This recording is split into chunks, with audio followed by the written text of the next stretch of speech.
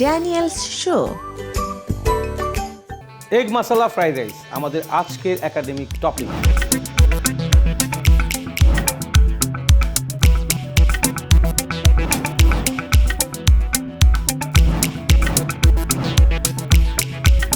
তো আমরা আমাদের কিছু জিনিস আছে যেটা হচ্ছে আমরা গার্নিশিংয়ে ইউজ করবো, সেই জিনিসগুলোকে আমরা প্যানটা হিট হতে হতে কিছুটা সম্পন্ন করে রাখি, যেটা আমাদের জন্য সবচেয়ে ইজি হবে।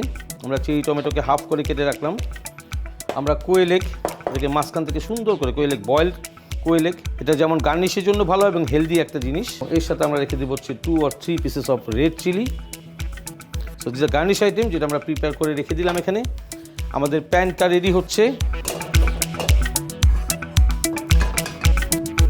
আমরা প্যানে দিয়ে দিব হচ্ছে অয়েল, 65 ml অফ অয়েল, এবং এখন আমরা দিয়ে দিব হচ্ছে 1 teaspoon of butter, soft butter.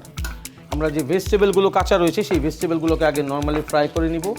তো সবার আগে আমরা দিয়ে দিব হচ্ছে chopped garlic, just 1 teaspoon, chopped ginger 1 teaspoon. এখন আমরা হিটটাকে একটু বাড়িয়ে দিব।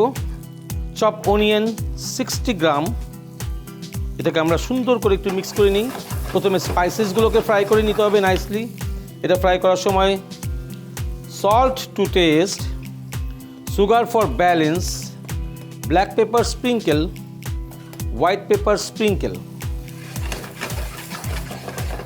আমরা এখন দিয়ে দিব ভেজিটেবলসগুলো ফ্রাই হবে নাইসলি এই স্পাইসেসের সাথে, এবং এটাকে একটু ফ্রাই করে নিয়ে আমরা দিয়ে দিব আমাদের ডাক এগ, মানে হচ্ছে হাঁসের ডিম, যেটা আমরা চতুর্দিক থেকে নাড়াচাড়া দিব এটাকে, এবং এটার সময় হচ্ছে মাত্র 2 to 3 মিনিটস।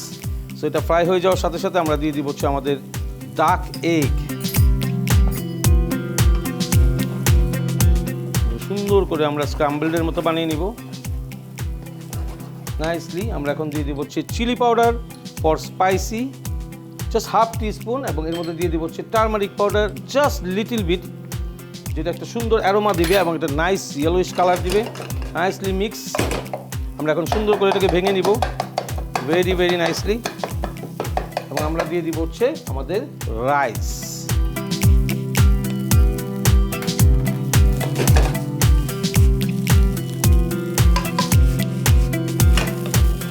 নাও আমরা অ্যাড করব হচ্ছে coriander leaf and chop chilli for the spicy, এবং এটাকে রেস্টে রেখে রেখে কাজ করতে হবে সবসময়।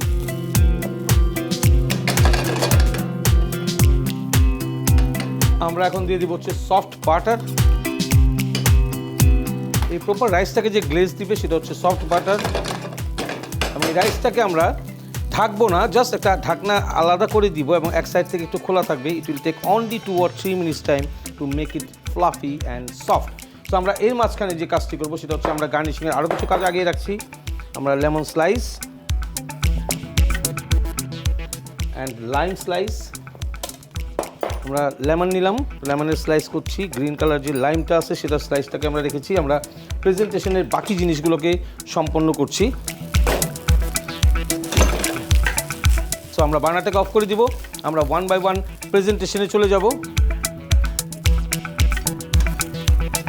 ডিপ প্লেট আমরা 1 পোর্শন সার্ভ করব, এবং রাইসটা প্রত্যেকটা ছুটে ছুটে যেতে হবে।